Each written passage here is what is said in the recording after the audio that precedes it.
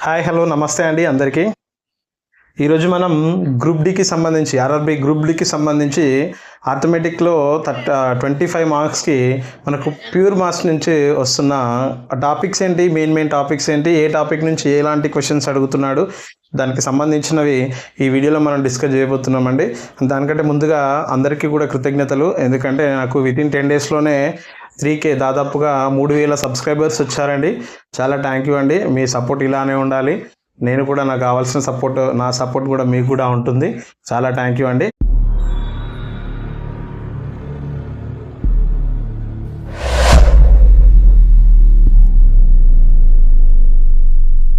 మనకి 2022 గ్రూప్ డిలో జరిగిన అన్ని క్వశ్చన్ పేపర్లను అబ్జర్వ్ చేసినట్లయితే మనకి ప్యూర్ మ్యాథ్స్ నుంచి ఎన్ని మార్క్స్ వస్తున్నాయి అండ్ ఆర్థమెటిక్ నుంచి ఎన్ని మార్క్స్ వస్తున్నాయి అనే దాని గురించి మనం తెలుసుకున్నట్లయితే యాప్టిట్యూడ్ క్వశ్చన్స్. సో ఒకసారి మనం దాన్ని తెలుసుకున్నట్లయితే ప్యూర్ మ్యాథ్స్ నుంచి దాదాపుగా 10 to 13 క్వశ్చన్స్ వస్తున్నాయండి. జస్ట్ మనకున్న 6-7 చాప్టర్స్లోనే 10 to 13 క్వశ్చన్స్ వస్తున్నాయి. మిగిలిన యాప్టిట్యూడ్ నుంచి 12 to మిగిలిన రిమైనింగ్ క్వశ్చన్స్ ఏవైతే ఉన్నాయో 12 to 13 క్వశ్చన్స్ అందులో నుంచి కవర్ చేయడం జరుగుతుందండి. సో మనము యాప్టిట్యూడ్ అనేది చేస్తూనే ఉంటారండి. దానికి ఫార్ములాస్ ఉండవు, ఏముండవు, జస్ట్ ట్రిక్స్తో చేస్తే సరిపోతుంది. కానీ ప్యూర్ మ్యాథ్స్ అనేది ఫార్ములాస్ని బేస్ చేసుకుని ఉంటుంది. టాపిక్ తెలిసి ఉండాలి, దాని యొక్క థీమ్ తెలిసి ఉండాలి, ఆ సబ్జెక్టుకు సంబంధించి, ఆ చాప్టర్కు సంబంధించి. సో దీనిపైన ఎక్కువ స్కోర్ చేయడానికి కొంచెం నాలెడ్జ్ని బాగా పెంచుకోవాలండి. సో అవి అందరూ చేస్తుంటారు. దాంతోపాటు ఇవి మనం చేసినట్లయితే ఎగ్జామ్లో ముందుంటామండి, చాలా ముందుండడానికి అవకాశం ఉంటుంది. సో మనకి జాబ్ డిసైడ్ చేసే ఫ్యాక్టర్స్ ఏమి ఉన్నాయి అంటే మనం జస్ట్ చేయాల్సింది ఏంటి అంటే ప్యూర్ మ్యాథ్స్ అండి. ఆర్థమెటిక్లో ప్యూర్ మ్యాథ్స్ అండ్ రీజనింగ్ దాదాపుగా అందరూ చేస్తుంటారండి. సో దానిపైన ఎక్కువ కాన్సన్ట్రేట్ చేయకుండా పర్లేదు. నెక్స్ట్ జనరల్ సైన్స్ నుంచి కూడా కొన్ని టాపిక్స్ దానిపైన వీడియో చేయడం జరిగింది, అవి కూడా ఒకసారి చూడండి. దాంట్లో నుంచి కూడా స్కోర్. సో మనకి జాబ్ను డిసైడ్ చేసే ఫ్యాక్టర్స్ ఏవైతే ఉన్నాయో అవి ఆర్థమెటిక్లో ప్యూర్ మ్యాథ్స్ సంబంధించి అండ్ జనరల్ సైన్స్లో కొన్ని టాపిక్స్ ఉన్నాయి. ఆ టాపిక్స్ను బాగా కవర్ చేసుకుంటే మనకి ఇవన్నీ కూడా కవర్ అయిపోతాయండి. సో మనం ముందడానికి అవకాశం ఉంటుంది. సో ఈరోజు మనం ఆర్ఆర్బిలో గ్రూప్ డి నుంచి అడుగుతున్న ప్యూర్ మ్యాథ్స్ క్వశ్చన్స్ ఏవైతే ఉన్నాయో నేను వాటిని చాప్టర్ వైజ్గా తీసుకోవడం జరిగిందండి. కొన్ని చాప్టర్స్గా డివైడ్ చేసుకొని ఆ చాప్టర్స్ నుంచి ఏ మోడల్స్ క్వశ్చన్స్ వస్తున్నాయి అనే దాని గురించి కూడా డిస్కస్ చేయడం జరిగిందండి. ఒకసారి ఈ వీడియో చూడండి, దీనిపైన మీకు పూర్తి అవగాహన వస్తుంది. తర్వాత ఎలా ప్రాక్టీస్ చేయాలో అర్థమవుతుంది. రైట్, ఫస్ట్ నేను టోటల్గా 8 చాప్టర్స్గా డివైడ్ చేశాను. ప్యూర్ మ్యాథ్స్ నుంచి టోటల్గా 8 చాప్టర్స్ మాత్రమే డివైడ్ చేసుకున్నాను. దాంట్లో ఫస్ట్ వచ్చేసి క్వాడ్రాటిక్ ఈక్వేషన్స్ అండి. సో తెలుగులో వర్గ సమీకరణాలు అంటాం. ఆ వర్గ సమీకరణాలకు సంబంధించిన క్వశ్చన్స్, ఏ టైప్ క్వశ్చన్స్ ఉన్నాయనేది కూడా డిస్కస్ చేసుకుందాం.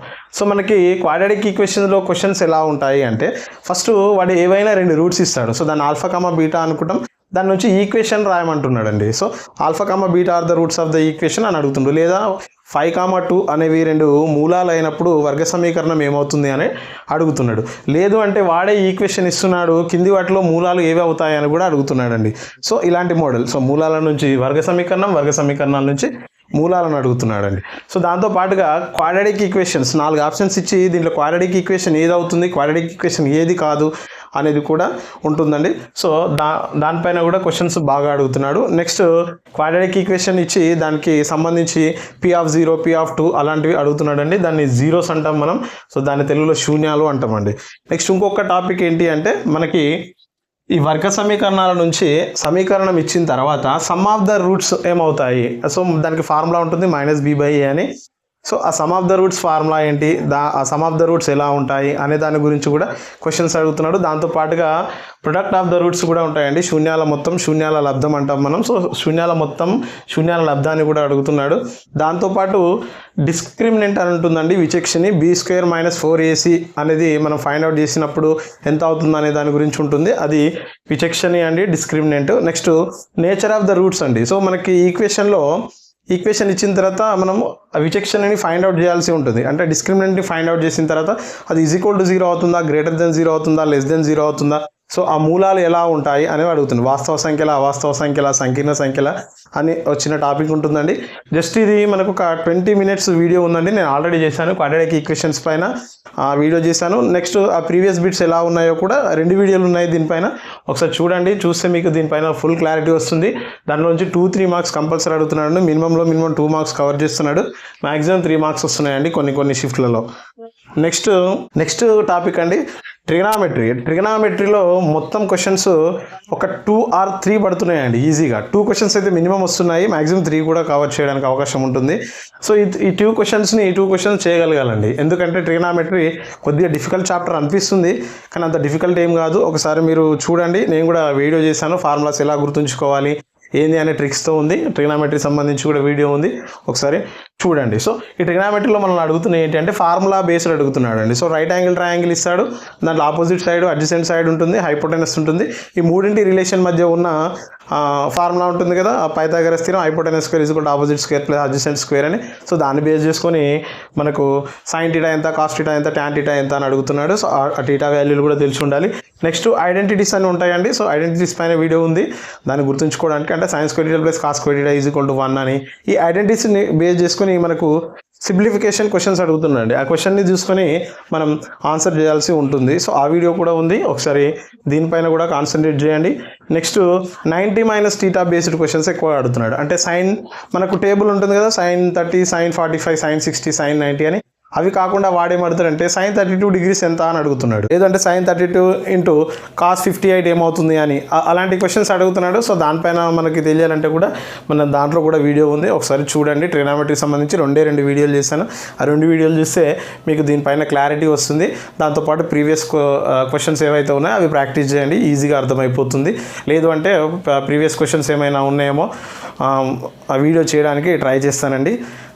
ఓకే, నెక్స్ట్ మనకి మోస్ట్ ఇంపార్టెంట్ టాపిక్గా వచ్చేసి సిమిలర్ ట్రయాంగిల్స్ పైన ప్రతి షిఫ్ట్లో ప్రతి పేపర్లో దాదాపుగా క్వశ్చన్ కనిపిస్తుందండి. ఎక్కడో ఒకటి మిస్ అవుతుంది తప్ప సిమిలర్ ట్రయాంగిల్స్ని బేస్ చేసుకొని ఉంటున్నాయి. సో సిమిలర్ ట్రయాంగిల్స్ అంటే తెలుగులో సరూప త్రిభుజాలు అంటాం మనం, సమరూప లేదా సరూప త్రిభుజాలు అంటాం.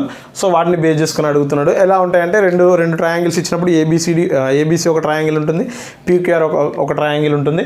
దాన్ని బేస్ చేసుకొని ఇందులో ఒక సైడ్ ఏబీ సైడ్ లెంత్ ఇస్తాడు, ఇందులో పీక్యూ సైడ్ లెంత్ ఇచ్చి కింద బీసీ వాల్యూ ఇస్తాడు. నెక్స్ట్ ఇక్కడ ఉన్న క్యూఆర్ వాల్యూ ఎంత అని అడుగుతున్నాడు అండి. అంటే ఒక 2 సైడ్లు ఇచ్చి మూడో సైడ్ ఒక ట్రయాంగిల్లో ఇంకో సైడ్ ఇచ్చి ఇంకో సైడ్ అడుగుతున్నాడు, లేదా యాంగిల్స్ ఇచ్చి యాంగిల్స్ అడుగుతున్నాడు. అంటే ఇవి సిమిలర్ ట్రయాంగిల్ని బేస్ చేసుకొని ఉంటుందండి. నెక్స్ట్ దాంతోపాటుగా బీపీటీ థీరం అని ఉంటుంది, బేసిక్ ప్రపోర్షనాలిటీ థీరం అంటాం. దాన్నే మనం థేల్స్ థీరం అని కూడా అంటాం. థేల్స్ సైంటిస్ట్ ఆయన మ్యాథమెటిషియన్ చెప్పాడు కాబట్టి థేల్స్ థీరం అని కూడా అంటాం. దాన్ని బేస్ చేసుకుని కూడా క్వశ్చన్స్ అడుగుతున్నాడండి. మోస్ట్గా అడిగేదైతే బీపీటీ థీరం నుంచి, అంటే థేల్స్ థీరం నుంచే అడుగుతున్నాడు క్వశ్చన్స్. అదొకసారి జస్ట్ ఒక 5 minutes చూసుకుంటే సరిపోతుందండి. దీనికి సంబంధించిన వీడియో కూడా చేయడానికి నేను ట్రై చేస్తాను సిమిలర్ ట్రయాంగిల్ నుంచి. దాంతో పాటుగా పెరిమీటర్ బేస్ చేసుకొని అడుగుతున్నాడు అండి. సో 2 సిమిలర్ ట్రయాంగిల్స్ ఇచ్చి దీని యొక్క సైడ్ ఇస్తాడు, దీని యొక్క సైడ్ ఇస్తాడు. అంటే దీని యొక్క సైడ్ 6 centimeters, దీని యొక్క సైడ్ 10 centimeters ఇచ్చి దీని యొక్క పెరిమీటర్ అంటే చుట్టుకొలత సంథింగ్ ఇస్తాడు, ఏదో 35 40 ఇచ్చి దీని యొక్క చుట్టుకొలత ఎంత అని అడుగుతున్నాడు అండి. సో మనకి పెరిమీటర్కి సిమిలర్ ట్రయాంగిల్స్లో ఎలా ఉంటుంది ఆ సైడ్ని బేస్ చేసుకుని అనేది కూడా ఒక టాపిక్ ఉంటుంది. అది కూడా జస్ట్ 1 or 2 minutes టాపిక్ అది కూడా ఈజీగానే ఉంటుంది. దాంతోపాటు ఏరియాస్ కూడా అడుగుతున్నాడు అండి. ఏరియా ఎలా ఉంటుంది, సేమ్ ఇప్పుడు ఇందులో ఒక సైడ్ ఇందులో ఒక సైడ్ ఇస్తాడు, దీని ఏరియా ఇంత అయితే దీని ఏరియా ఎంత అవుతుంది అనేది అడుగుతుంటాడండి ఆ రేషియోస్ని బట్టి. సో ఈ సిమిలర్ ట్రయాంగిల్స్ అనే టాపిక్ నేను చేయడానికి ట్రై చేస్తాను. నెక్స్ట్ వీడియో దాదాపు చూస్తూ ఉండండి, దాంట్లో నుంచి 2-3 మార్క్స్ ఈజీగా కవర్ చేయొచ్చండి. నెక్స్ట్ స్టాటిస్టిక్స్ అండి, సాంఖ్యాక శాస్త్రం. దీంట్లో నుంచి కూడా మనకి 2-3 మార్క్స్ ఈజీగా వస్తున్నాయి. సో దీంట్లో మనకు ఉన్న మెయిన్ ఏంటి అంటే మీన్, మీడియన్, మోడ్ అండి. అంటే సగటు, మధ్యగతము, బాహుళకము అని ఉంటుంది. సో వీటిలో నుంచి క్వశ్చన్స్ పడడానికి ఉంది. దాంతో పాటుగా వీటి యొక్క రిలేషన్లో ఉన్న ఒక ఫార్ములా ఉంటుందండి. సగటు ఈజ్ ఈక్వల్ టు అనేది బహుళకము ఈజ్ ఈక్వల్ టు 3 మధ్యగతం -2 సగటు అనే ఒక ఫార్ములా ఉంటుంది. ఆ ఫార్ములా బేస్ చేసుకొని కూడా క్వశ్చన్స్ అడుగుతున్నాడు. దాంతో పాటు ఆ ఫార్ములాని కూడా ఇండైరెక్ట్ వేలో అడుగుతున్నాడు అండి. సో ఏదైనా ఒక స్టేట్మెంట్ లాగా ఇచ్చి కింది వాటిలో ఏది సత్యం అవుతుంది అనేది కూడా అడుగుతున్నాడు. సో ఈ రిలేషన్ కూడా చూసుకోండి. సో మరి మీన్లో సగటులో ఎలా ఉంటుందంటే గ్రూప్ డేటా అన్గ్రూప్ డేటా అని ఉంటుందండి. మళ్ళీ గ్రూప్ డేటా అంటేనేమో టేబుల్లో ఉంటుంది, అన్గ్రూప్ డేటా అంటేనేమో కొందరు మార్క్స్ ఒక 50 మెంబర్స్ మార్క్స్ ఇచ్చి వాళ్ళకి యావరేజ్ ఎంత అని అడుగుతుంటాడు. సేమ్ మధ్యగతం కూడా గ్రూప్ డేటా అన్గ్రూప్ డేటా ఉంటుంది, బాహుళకానికి కూడా గ్రూప్ డేటా అన్గ్రూప్ డేటా ఉంటుందండి. సో దీని ఒకసారి మనం స్టాటిస్టిక్స్ కూడా చేయడానికి ట్రై చేస్తాను వీడియోలో, ఒక వీడియో తర్వాత ఒక వీడియో చేస్తుంటానండి, చూస్తూ ఉండండి. నెక్స్ట్ మనకి జామెట్రీ నుంచి ఎక్కువగా అడుగుతున్న క్వశ్చన్స్ ఏవైతే ఉన్నాయో అవి ఓన్లీ లైన్స్ అండ్ యాంగిల్స్ మాత్రమే అడుగుతున్నాడండి. సో లైన్స్ అండ్ యాంగిల్స్లో ఎలా ఉంటుందంటే 2 ప్యారలల్ లైన్స్ ఇస్తున్నాడు, ఒక ట్రాన్స్వర్సల్ లైన్ ఇస్తున్నాడు, అంటే 2 సమాంతర రేఖలు ఇస్తున్నాడు, దాంతోపాటుగా మధ్యగత రేఖ అంటాం, 3 ఇట్లా మిడిల్ నుంచి వెళ్ళేదాన్ని. ఆ మధ్యగత రేఖ ఇచ్చి ఒక యాంగిల్ ఎక్కడో ఒక దగ్గర ఒక యాంగిల్ ఇచ్చి నెక్స్ట్ కింద ఉన్న యాంగిల్ ఎంత అని ఎక్స్ డిగ్రీస్ ఎన్ని, వై డిగ్రీస్ ఎన్ని అని అడుగుతున్నాడు. సో ఇది కూడా జస్ట్ ఒక 5 మినిట్స్ అండి, 5 మినిట్స్లో అయిపోతుంది, 5 లేదా 10 మినిట్స్లో. అది కూడా చూసుకోండి, దాంట్లో నుంచి 2-3 మార్క్స్ కవర్ చేయడానికి ఈజీగా ఉంటుందండి. సో దాంతోపాటుగా ఆల్జిబ్రా నుంచి కూడా సింప్లిఫికేషన్స్ ఎక్కువగా అడుగుతున్నానండి, సింప్లిఫికేషన్స్. సో ఆల్జిబ్రాలో ఫార్ములాస్ని బేస్ చేసుకొని క్వశ్చన్స్ వస్తున్నాయి, 1 or 2 or 3 క్వశ్చన్స్ వస్తున్నాయి. దాంతోపాటుగా సింప్లిఫికేషన్ బేస్ చేసుకొని అడుగుతున్నాడండి, అంటే ఏదో x² into something, y² into something plus 2x plus 2y plus something ఇచ్చేసి దీని వాల్యూ కింది వాటిలో ఏదైతుంది అని అడుగుతున్నాడు, ఆప్షన్స్ ఇస్తున్నాడు.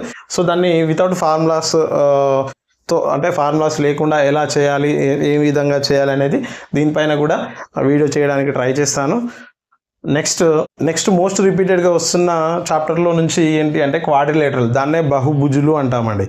సో బహుభుజులలోనే మనకు వచ్చేది అంటే స్క్వేరు, రెక్టాంగిల్, ట్రయాంగిల్స్ ఏంటి, తర్వాత ట్రెపీజియం, ప్యారలోగ్రామ్, ట్రెపీజియం నుంచి ప్యారలోగ్రామ్ నుంచి అడుగుతున్నాడండి. అంటే దీంట్లో దాని యొక్క కండిషన్స్, ఆపోజిట్ సైడ్స్ ఎలా ఉంటాయి, డయాగ్నల్స్ ఎలా ఉంటాయి, దాంతోపాటుగా దాని యొక్క ఏరియా, దాని యొక్క పెరిమీటర్ అడుగుతున్నాడండి. సో దాంతోపాటు interior angles, sum of the interior angles ఎంత, sum of the exterior angles ఎంత, వాడే యాంగిల్స్ ఇచ్చి ఎన్ని యాంగిల్స్ ఉంటాయి, సో పెంటాగాన్కి ఎన్ని, హెక్సాగాన్కి ఎన్ని, ఇలాంటి క్వశ్చన్స్ అడుగుతున్నాడు. దాంతోపాటు నెంబర్ ఆఫ్ డయాగ్నల్స్ ఎన్ని కర్ణాలు ఉంటాయి, అష్టబహుభుజికి ఎన్ని కర్ణాలు, అంటే ఆక్టేన్కి ఎన్ని డయాగ్నల్స్ ఉంటాయి అనేది కూడా ఉందండి.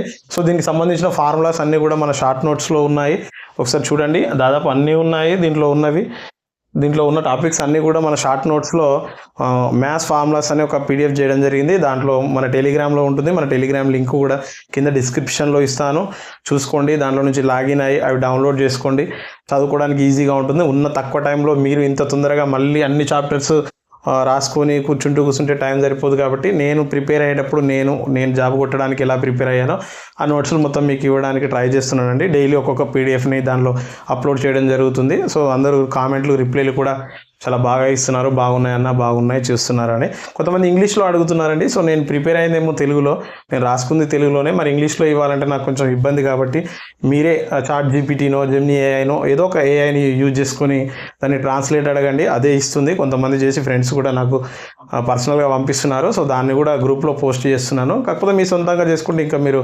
బాగుంటుందండి.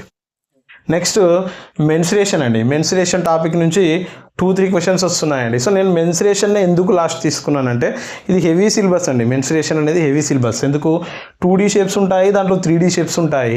మళ్ళీ 2Dలో square, rectangle, rhombus, circles, trapezium, parallelogram, triangles, వాటితో పాటు టైప్స్ అండి, ట్రయాంగిల్ టైప్స్ అంటే సమబాహు త్రిభుజం, సమద్విబాహు త్రిభుజం, స్కెల్టన్ ఉన్నాయి కదా. సో అవన్నీ అడుగుతుంటాడు. స్క్వేర్ యొక్క ఏరియా, మళ్ళీ 2D షేప్లో ఏరియా ఉంటుంది, పెరిమీటర్ ఉంటుంది, దాని ఫార్ములా గుర్తుంచుకోవాలి, దాని అప్లికేషన్ క్వశ్చన్స్ కూడా అడుగుతూ ఉంటాడండి మనల్ని. అంటే ఒక స్క్వేర్ షేప్లో ఉన్న ఒక పొలం ఉంది, దాని చుట్టూ కంచె వేయడానికి 4 రౌండ్లు చుట్టడానికి ఎంత అవుతుంది, ఎంత ఖర్చు అవుతుంది అని అలాంటి క్వశ్చన్స్ అన్నీ వీటిని బేస్ చేసుకొని అడుగుతూ ఉంటాడు. రాంబస్లో ఎక్కువగా అడిగేవి వాటి యొక్క డయాగ్నల్స్ పైన క్వశ్చన్ అడుగుతున్నాడండి. ఒకసారి చూసుకోండి, ఫార్ములాస్ చదవండి. సర్కిల్స్ కూడా అప్పుడప్పుడు టచ్ చేస్తున్నాడు. సర్కిల్స్ కూడా ఒక్కసారి ఆ ఫార్ములాస్ అన్నీ గుర్తుంచుకోవాలి, ఆ మోడల్స్ అన్నీ చేయాలి. దాంతోపాటు 3Dలో అండి, 3Dలో ఎలా ఉంటుంది అంటే 3Dలో మనకి ఆ total surface area find out చేయాలి, lateral surface area find out చేయాలి, వాల్యూమ్ ఫైండ్ అవుట్ చేయాలి, దాని యొక్క డయాగ్నల్స్ ఏముంటాయి అవన్నీ కూడా ఉన్నాయండి దీంట్లో. క్యూబ్కి సంబంధించి క్యూబాయిడ్కి, కోన్కి, సిలిండరు, స్పియరు, హెమిస్పియరు, సో ఒకదాని నుంచి ఒకటి కరిగించినప్పుడు ఎలా ఫామ్ అవుతున్నాయి, లేకపోతే ఒక పెద్ద స్పియర్ని తీసుకొని చిన్న చిన్న స్పియర్లుగా చేసినప్పుడు ఎన్ని స్పియర్స్ అవుతున్నాయి అనేవి కూడా అడుగుతున్నాడు. సో ఇది పెద్ద హెవీ చాప్టర్ అండి. సో దీంట్లో నుంచి మనకు వచ్చేది మ్యాక్సిమం 2-3, ఒకవేళ మిస్ బై ఛాన్స్ వస్తే 4 మార్క్స్ అయినా రావచ్చు. కానీ నేనేమంటున్నానంటే ఈ చాప్టర్స్ అన్ని చదవడానికి ఎంతైతే టైం పడుతుందో ఇది ఒక్క చాప్టర్ చదవడానికి అంత టైం పడుతుందండి. అంటే ఈ చాప్టర్స్ అన్ని చదవడానికి నీకు ఒక 1 వీక్ లేదా 10 డేస్ తీసుకున్నట్లయితే ఈ చాప్టర్ చదవడానికి 10 డేస్ టైం పడుతుంది. దాంతోపాటు ఈ క్వశ్చన్స్ ఎలా ఉంటాయంటే ఒక్కొక్కసారి అర్థం కాకపోవచ్చు, అక్కడికి వెళ్ళిన తర్వాత కూడా ఏ మోడల్ ఏం చేయాలి అని అర్థం కావచ్చు. అందరు అన్న మెన్సురేషన్ చేయి అంటున్నారు. సో నేను మెన్సురేషన్ ఎందుకు చేయట్లేదు అంటే ఇందుకోసమే అండి. ఇది ఒక టాపిక్ అనేది 1 అవర్లో అయిపోయే టాపిక్ కాదు. సో ఒక్కొక్క దాని గురించి చెప్పాల్సి ఉంటుంది కాబట్టి ఒక్కొక్కటి half an hour, minimum half an hour పడుతుంది. సో మరి ఇవన్నీ చేసుకుంటూ ఉంటే వీడియో అవ్వదు, దానివల్ల మీకు పెద్ద ప్రయోజనం కూడా ఉండదు మెన్సురేషన్ నుంచి. సో దీనిపైన కొద్దిగా తక్కువ కాన్సన్ట్రేషన్ పెట్టి మిగిలిన వాటిని కవర్ చేయడానికి ట్రై చేయండి. ఈజీగా ఉంటుంది. అర్థం కాకపోతే నేను కూడా ఉన్నాను, నాకు పర్సనల్గా మెసేజ్ చేయండి, చేసినా కూడా నేను రిప్లై ఇవ్వడానికి రెడీగా ఉంటాను. ప్యూర్ మ్యాథ్స్ నుంచి అన్ని యూట్యూబ్ ఛానళ్ళలో అన్ని యాప్టిట్యూడ్ రీజనింగ్ పైనే ఉంటున్నాయి, కానీ ప్యూర్ మ్యాథ్స్ చాలా తక్కువగా చెప్తున్నారు.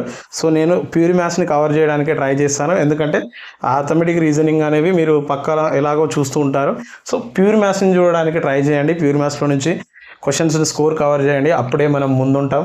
సో నా సబ్స్క్రైబర్లు ముందుండాలని కోరుకుంటాను. సో ఎగ్జామ్లో కూడా మీరే ముందుండాలి, మీరే టాపర్స్ రావాలి. జాబ్ రావడమే కాదు, టాపర్స్గా కూడా మీరే ఉండాలి.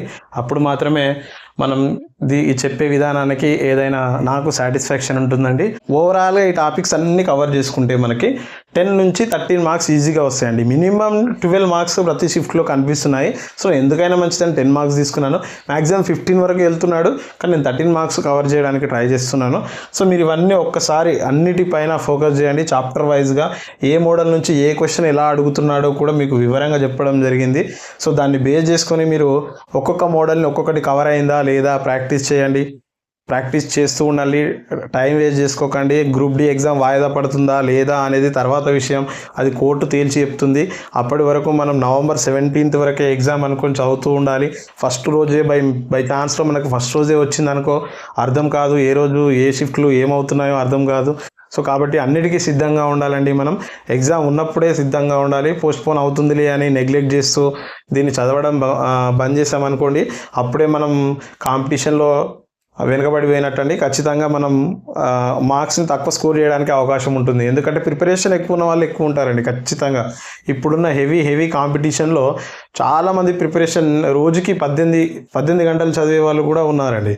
సో అలాంటి సిచ్యువేషన్ నుంచి మనం వాళ్ళకు పోటీ ఇవ్వాలంటే మినిమం బేసిక్స్తో పాటు మ్యాక్సిమం హార్డ్ క్వశ్చన్స్ని కూడా, టఫ్ క్వశ్చన్స్ని కూడా సాల్వ్ చేసే విధంగా ఉండాలండి.